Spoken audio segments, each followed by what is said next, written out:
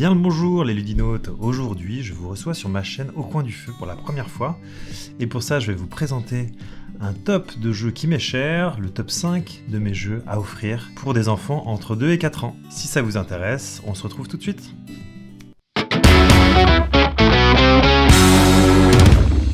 Top jeu des enfants entre 2 et 4 ans. Pourquoi déjà commencer par cet âge? Tout simplement parce que j'ai une petite fille de 4 ans avec qui ça fait à peu près 2 ans que je joue aux jeux de société de manière assez assidue, quasiment de manière quotidienne même.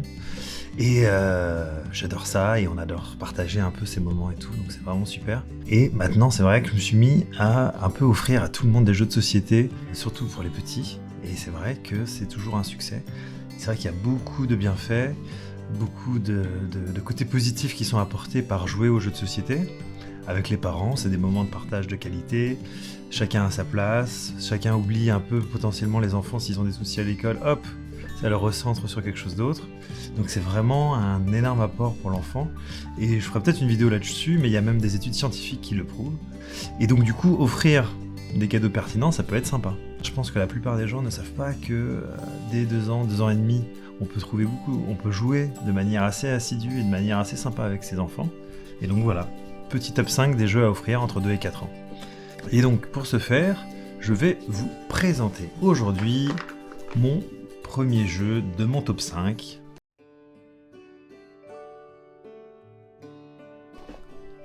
Doudou. Doudou vous emmène dans une chambre d'enfant le soir avant de dormir où votre objectif sera de retrouver le doudou farceur. Pour le retrouver, il va vous falloir un peu de déduction, un peu de chance aussi. Le jeu doudou vous emmène dans un univers enfantin où l'objectif va être de retrouver un doudou farceur qui s'est caché dans la chambre de l'enfant et l'enfant a jusqu'à la tombée de la nuit. Et de cette manière, avec un moyen assez ingénieux, l'enfant va choisir une tuile et essayer de retrouver en l'alignant sur la carte secrète. Et il va essayer de voir soit d'un côté les étoiles s'alignent, soit de l'autre les lunes s'alignent. Doudou, c'est un petit jeu qui se joue pour les 3 ans plus. Bon, dès 2 ans, 2 ans et demi, ça se joue très bien. J'ai joué très rapidement avec elle.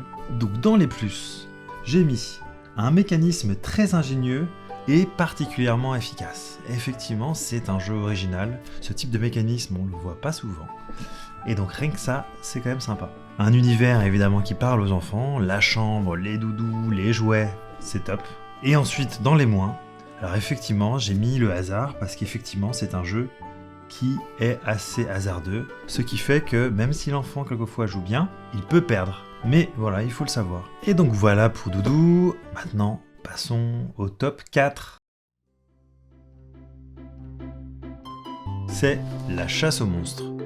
La chasse aux monstres, c'est un jeu où, de la même façon que Doudou, vous allez rentrer dans un univers enfantin avec des graphismes un petit peu à la monstre et compagnie. Et ça, c'est vrai que ça plaît à pas mal d'enfants.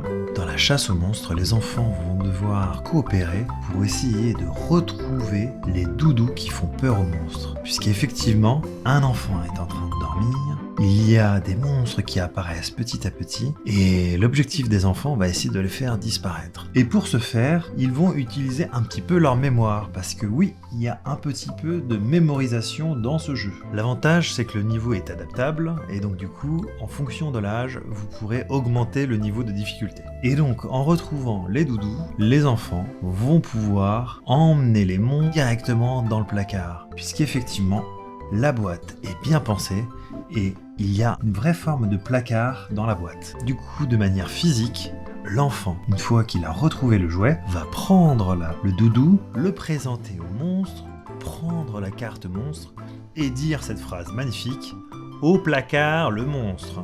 Et ça, c'est une super idée. Les enfants adorent dire cette phrase. Alors, la chasse aux monstres, c'est un jeu qui se joue en 10 minutes, 3 ans et plus. Pareil, accompagné, 2 ans et demi, pas de souci. De 1 à 6 joueurs. Je vais maintenant tout de suite passer aux points positifs et aux points négatifs.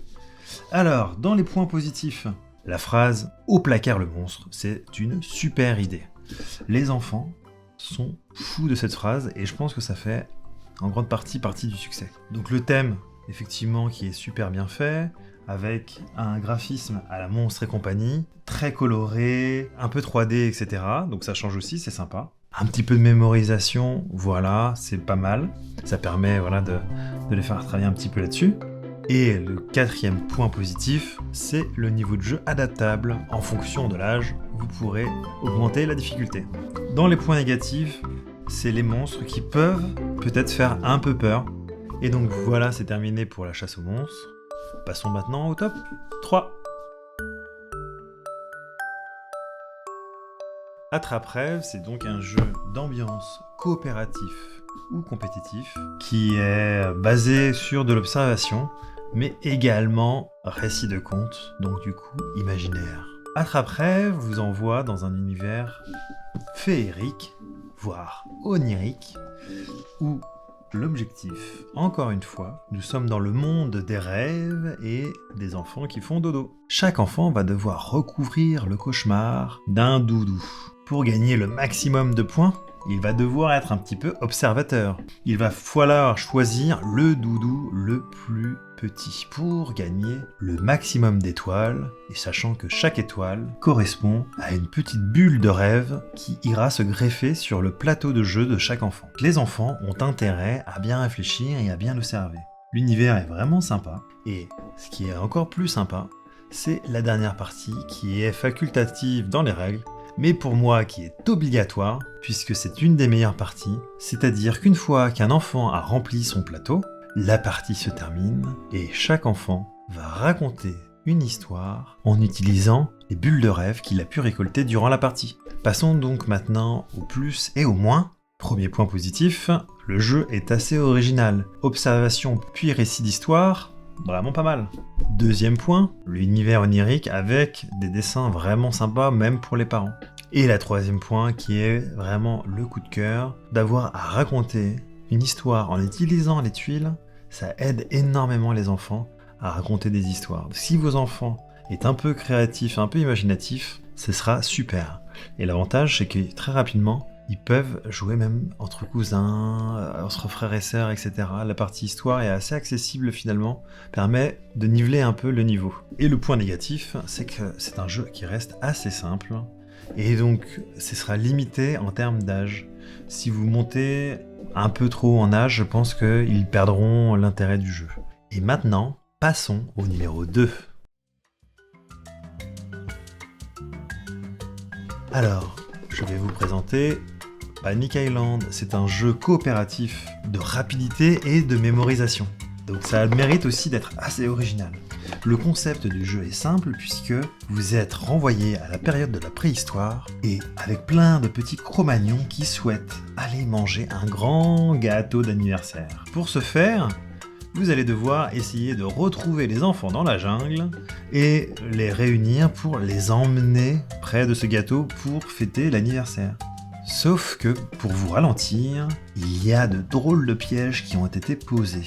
Donc, au moment où chaque enfant va retourner les cartes pour essayer de les associer, il va y avoir des petits soucis. Puisqu'effectivement, s'il te tombe sur la carte spéciale avec un totem, il devra dire Gouga Gouga en bougeant les bras. De la même manière, et s'il tombe sur le tigre silencieux, tous les enfants vont devoir faire chut, et ainsi de suite avec quelques pièges. Alors, cette idée est vraiment très ingénieuse. De 4 à 8 ans, de 1 à 8 joueurs, voilà, ça permet d'avoir une grande flexibilité en termes d'enfants qui va y jouer, de nombre d'enfants qui va y jouer, et de temps aussi, puisque en général c'est un jeu où on fait plein de parties.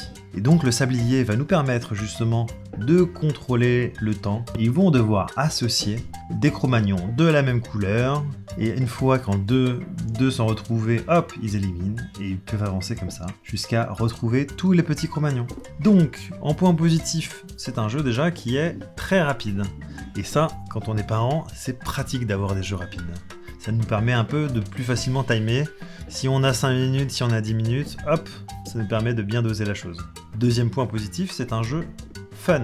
Les parents, les enfants se marrent. À chaque fois qu'on tombe sur un piège, c'est la rigolade assurée et les enfants sont hyper motivés à bien jouer le jeu. Et ça arrive d'ailleurs qu'ils font exprès de tomber sur les pièges juste pour refaire l'action. Ensuite, troisième point, c'est un jeu évolutif, puisqu'il y a plein de cartes pièges différentes, et en fonction de l'âge, en fonction des gages qu'on veut, on va pouvoir rajouter plus ou moins de gages. Et ça, c'est sympa aussi. Quatrième point positif, c'est un jeu à bande-son. Sur le site, vous allez pouvoir récupérer une bande-son à mettre en fond pendant que vous jouez. Et voilà, ça va vous apporter une bonne petite ambiance.